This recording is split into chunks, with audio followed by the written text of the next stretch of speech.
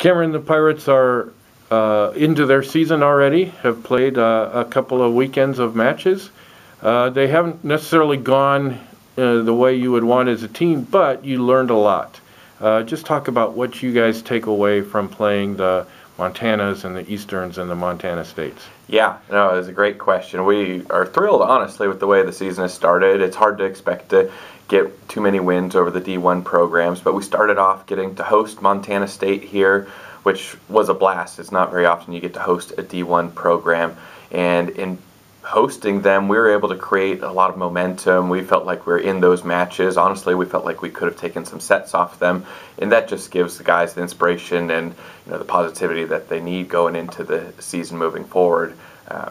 Going on to Eastern, we had a tough match with them. They're playing pretty well, and we did get a win there. Ethan Waring had a huge win at number 5 singles in a 3-setter. It was great for him to pick up a W, and it's great for the team to be able to believe that we can compete at such a high level. And then this last weekend, getting to travel to Montana State and University of Montana. I believe it's our first time we've been to Bozeman, at least in my time with the program over the past decade, and getting to compete in new places is such a valuable learning opportunity. Getting to play at a little bit of altitude, lighting's different, just having that experience under our belt before we get into the real conference play is invaluable.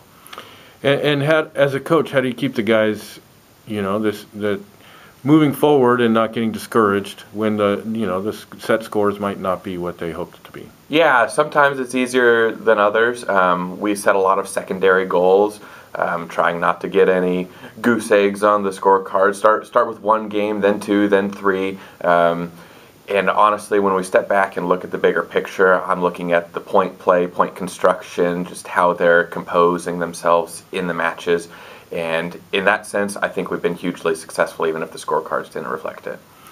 This week you get to play your first non-Division I team. It's a challenging one against Whitman, who has been good for decades. But what are you excited about playing the Blues on Saturday? Yeah, we're thrilled to get to play them. They've always been such a tough squad, especially over, however many years. Getting to host them at home in a non-conference play is super special to get us into something that we can sink our teeth into versus the D1 teams that we've been playing. Whitman is such a deep squad that they're splitting up. On Saturday, half their squad is playing Eastern at the same time that they're playing us. So we'll see which guys they bring, and it should be an opportunity for us to compete really well with them.